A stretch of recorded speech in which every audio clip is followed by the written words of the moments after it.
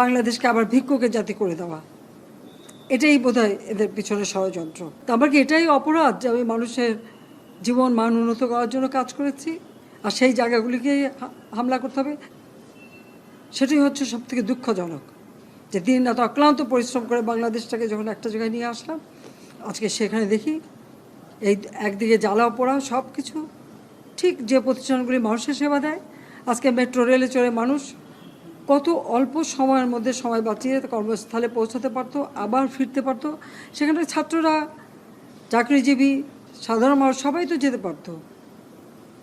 সেই স্টেশনগুলি পুড়িয়ে এখন ট্রাফিক জ্যাম, মানুষের কষ্ট। আমি তো কষ্ট লাঘব করেছি, কিন্তু যারা এইভাবে আগুন দিয়ে পুড়িয়ে মানুষের সে কষ্টে আবার ফেলে দিল, তাদের বিচার দেশের মানুষকেই করতে হবে। আমি খালি সকলের সহযোগিতা চাই। আর এইভাবে মায়ের কোল খালি হোক, এটা আমি চাই না। কারণ আমি তো বাবা মা সব হারিয়েছি, আমি তো জানি হারাবার ব্যথা কত কষ্ট। কিন্তু সেই কষ্ট বুকে নিয়ে তো ফিরে আসছি এদেশের মানুষের জন্য। এখানে আমার তো কোনো চাওয়া পাওয়া নাই। আমি তো আমাদের ছেলে মেয়ের জন্য কিছু করিনি, শুধু তাদের লেখাপড়া। নিজেরাই চাকরি করছে, নিজেরাই পড়েছে, আমি কতটুকু করতে পেরেছি। কিন্তু আমি দেশের মানুষের জন্য করেছি। আজকে অন্তত মানুষের ভাত কাপড়ের ব্যবস্থা, চিকিৎসার ব্যবস্থা, তাদের কাজের সংস্থা সবই তো করে দিচ্ছিলাম। যখন আমরা এক উন্নয়নশীল দেশের মর্যাদা পেলাম, তখনই এই তাণ্ডব করে ঠিক যে জায়গাগুলি মানুষের সেবা করবে সেই জায়গাগুলিতেই আঘাত। শিক্ষা প্রতিষ্ঠানে হল ভেঙে দেওয়া। সবচেয়ে দুর্ভাগ্য যে ভিসির বাড়িতে আগুন দেওয়া।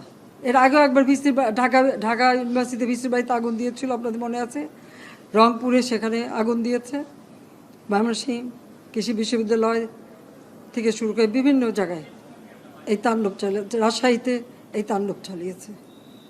বিশ্ববিদ্যালয়গুলিতে সেশন জট ছিল, আমি সরকার আসার পর থেকে কোনো সেশন জট নাই।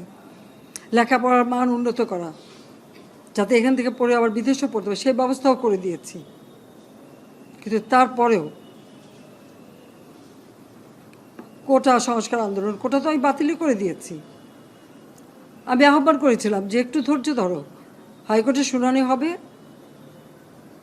হাইকোর্ট যে রায় দেয় না। তারপরেও এই আন্দোলন হবে। আজকে এই যে এতগুলি মানুষের জীবনের ক্ষতি হলো, এতগুলি পরিবার ক্ষতি হলো,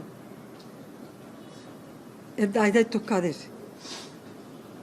আমি দেশবাসীর কাছে সেই আহ্বান জানাবো যে এই ধরনের ধ্বংসযজ্ঞের জন্য এই দেশকে নিয়ে আর কেউ চালাতে না পারে। আমি সকলে সাহায্য চাই।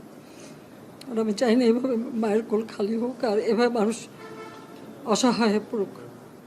তা আমার কি এটাই অপরাধ যে আমি মানুষের জীবন মান উন্নত করার জন্য কাজ করেছি, আর সেই জায়গাগুলিকে হামলা করতে হবে? কোভিড-19-এর সময় যেখানে আমরা সবথেকে ভালোভাবে মানুষের চিকিৎসা দিতে পেরেছি, সেই কোভিড হাসপাতাল, সেখানেও আগুন দিয়েছে। এটা কি ধরনের খেলা? যাক, আমি আর কিছু বলতে পারি না। আমি এগুলি